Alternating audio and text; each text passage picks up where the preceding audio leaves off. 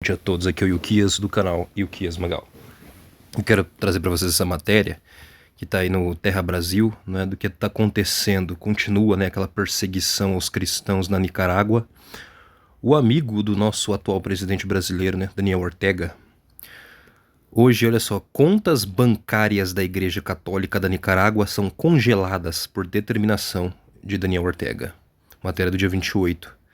Para vocês verem que a perseguição contra a igreja lá, eles prendeu vários padres, exilou, fechou igrejas, agora congelou o dinheiro da igreja. E isso já tem mais meses, né, mais de um ano, porque ele vê como ameaça ao seu regime, isso é um regime, e como espiões, como pessoas que estão trabalhando contra o Estado. Olha só, o governo de Daniel Ortega congelou as contas bancárias de pelo menos 3 das 9 dioceses da Igreja Católica da Nicarágua, segundo denunciaram neste sábado fontes eclesiásticas locais. De acordo com essas fontes, as dioceses com contas bancárias restritas são as de Managuá, presidida pelo cardeal Leopoldo Brenes, e as de Matagalpa e Esteli, dirigidas por encarcerado bispo Rolando Álvares, preso, que em fevereiro foi condenado a mais de 26 anos de prisão por crimes considerados como traição contra a pátria. Tá vendo?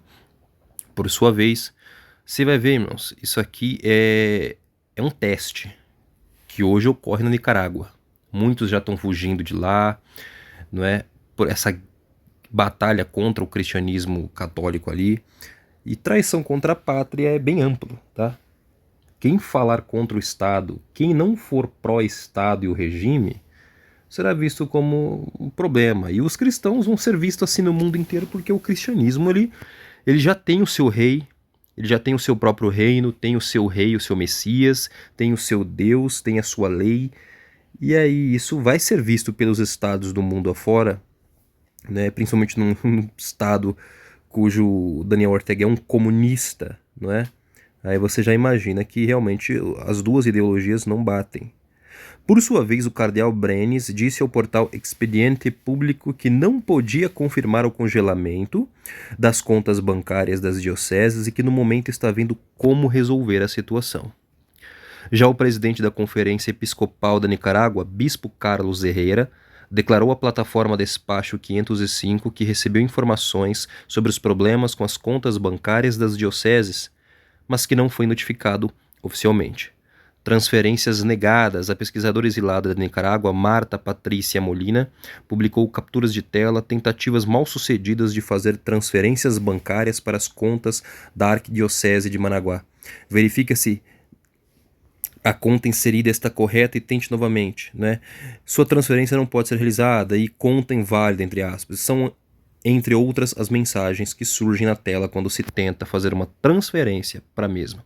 Até o momento, nem o governo, nem os bancos privados se pronunciaram sobre a restrição dessas contas e sobre a prisão de 3 padres nesta semana. Há 2 dias, a PN informou que está investigando o padre Jaime Montesinos pela prática de atos atentatórios à independência, à soberania e à autodeterminação da nação. O religioso é paróquio da Igreja João Paulo II do município de Sebaco, no departamento Matagalpa, diocese presidida pelo bispo Álvares. E aí, vamos lá, né? Agora, o que a matéria vai trazer. Na opinião do líder da oposição nicaragüense, Félix Maradiaga, o bloqueio das contas de várias dioceses da igreja é um ato extremo de agressão e perseguição. Abre aspas, também uma declaração explícita das verdadeiras aspirações da ditadura. Calar e dissolver completamente a voz e até a presença de uma instituição que, por seu peso moral na Nicarágua, é um obstáculo aos planos de Ortega Murillo de consolidar uma ditadura dinástica, fecha aspas, advertiu Maradiaga em comunicado público. Abre aspas, é a hora de a comunidade internacional entrar na fase de total desconhecimento do regime. Ninguém no mundo faz nada. E você não vê o Papa abrir a boca para falar absolutamente nada. Se fizer qualquer coisa contra os muçulmanos, o Papa é o primeiro a pronunciar, porque ele é um idiota, ele é um lixo. Mas agora a Igreja Católica está sendo massacrada na Nicarágua e não há uma palavra do Vaticano. As relações entre o governo Ortega e a Igreja Católica vivem agora momentos de grande tensão, marcados pela expulsão e prisão de padres, proibição de atividades religiosas e a suspensão de relações diplomáticas. O Papa Francisco chegou inclusive a classificar o governo sandinista como ditadura grosseira em entrevista ao portal Infobae. Ele não fala nada. A Nicarágua vive em crise política e social desde abril de 2018, que se agravou após as polêmicas eleições gerais, nas quais Ortega foi reeleito por um 5º mandato, o 4º consecutivo e o 2º junto com sua esposa Rosário Murillo, como vice-presidente, com seus principais concorrentes na prisão ou no exílio. Eu sei que vocês aí não sabem, mas eu acho que a gente... Se você for aí, eu vou ajudar vocês a entender quem é essa fulana. Deixa eu abrir aqui no Google, né?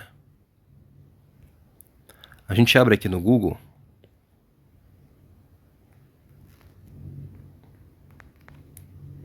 Eu vou mostrar pra vocês aqui, irmãos.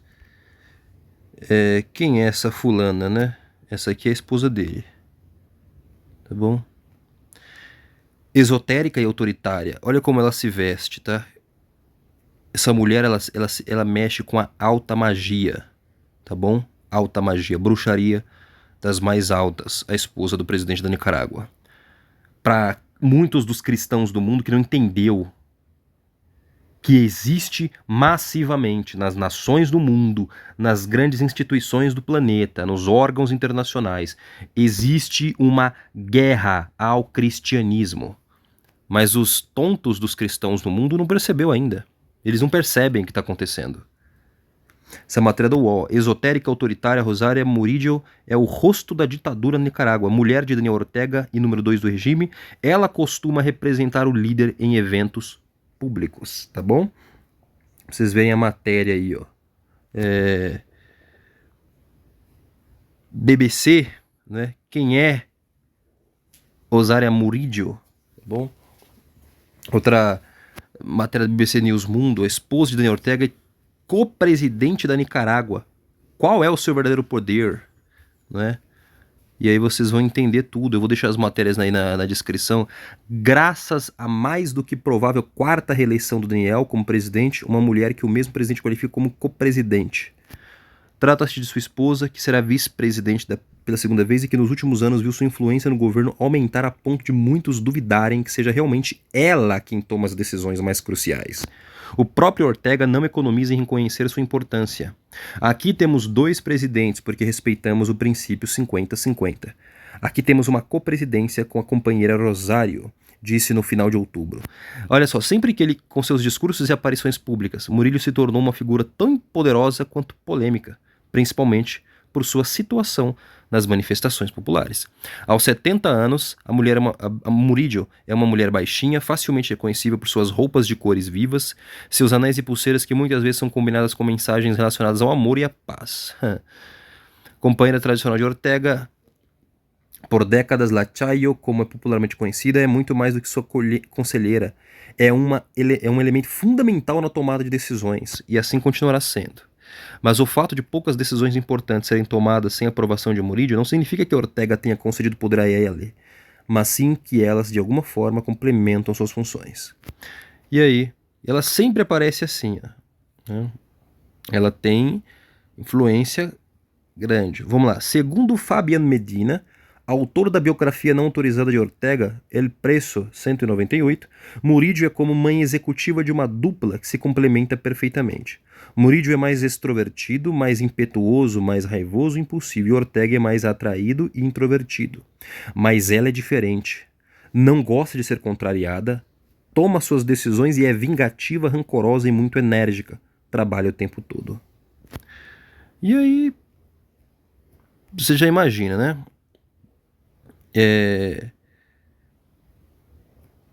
A influência que essa mulher tem. Mas, às vezes, poucos... Né?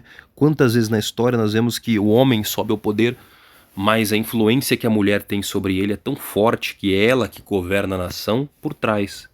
Né? É o típico Acabe e Jezabel. Esse é o modelo de governo maligno que leva as nações à destruição. Tá bom? Em 70, Ele se autoexilou na Costa Rica, em seu envolvimento no movimento sandinista. E aí, ela sempre, sempre ao seu lado. Olha só. Na época, despontava como poetisa e uma das principais representantes femininas das letras nicaragüense.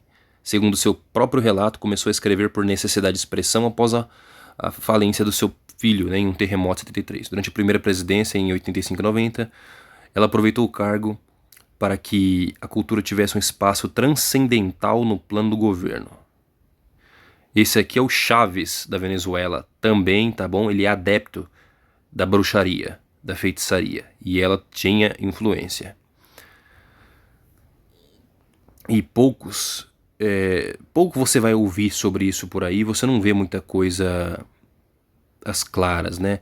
Aí tem as acusações, e a matéria é bem extensa, eu quero que vocês vejam.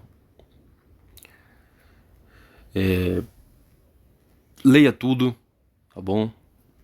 Porque a influência da magia nesse governo é muito grande. E aí, para manter vocês por dentro de tudo, tá? Estudem sobre isso. Infelizmente, boa parte dos cristãos do mundo não entendeu ainda com o que estão lidando, tá bom? Eles estão massacrando de todas as formas, usando todas as forças, tudo mesmo, tudo, tá bom? Para parar o cristianismo. Tudo.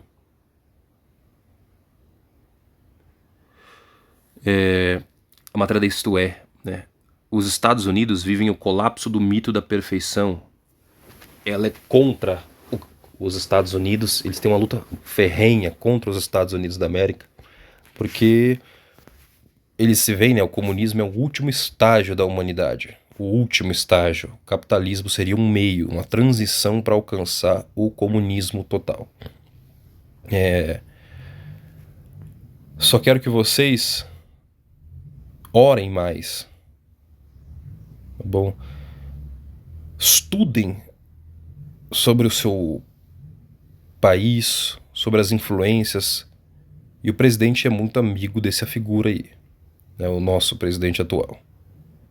O que isso significa? Quais influências o nosso Estado está, este Estado está, e os cristãos sendo massacrados, irmãos? É um verdadeiro levante contra os servos de Deus, como aconteceu em Israel, com Jezabel e em outras situações. Bom, a crença, os comunistas, a elite comunista, ela não é ateia, não existe ateísmo lá. É isso que as pessoas precisam entender, que não há ateus no comunismo. Só o povo.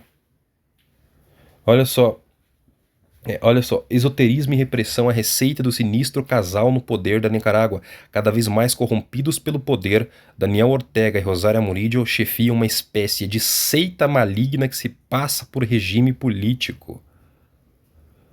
Isso aqui é uma matéria da Veja, revista Veja.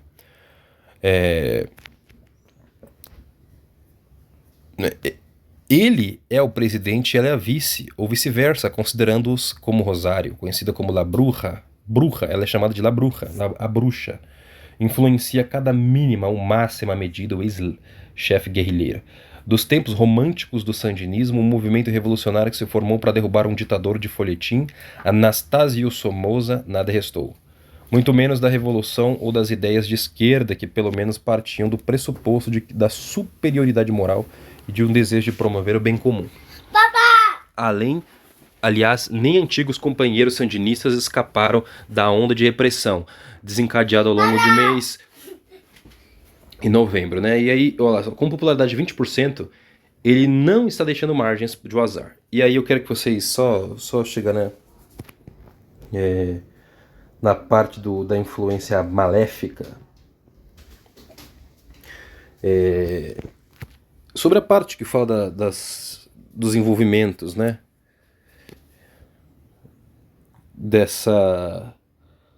Do esoterismo, né? Hoje Rosário parece uma imitação barata de Frida Kahlo. sempre com roupas coloridas, viseiras e joias de prata em todas as extremidades corporais, cheias de turquesa e tudo mais. E outras pedras que dão proteção. Em lugar do idealismo esquerdista, puxou Ortega para uma bizarra mistura de xamanismo, catolicismo popular e toques do pensamento de Sai Baba, o falecido guru indiano que também é cultuado por Nicolás Maduro. A ascensão de Rosário com toda a poderosa iminência parda ou rosa, que instituiu como cor nacional, é associada a um momento escabroso, quando chamou de mentirosa e louca a própria filha Zoila América, por acusar Ortega de fazer isso aí dela, donde que tinha 11 anos. Olha só, tá vendo?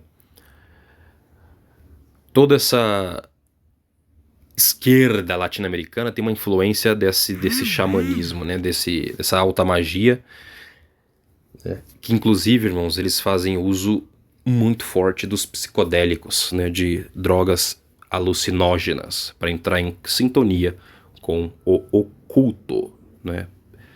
Peyote é muito forte no xamanismo, né?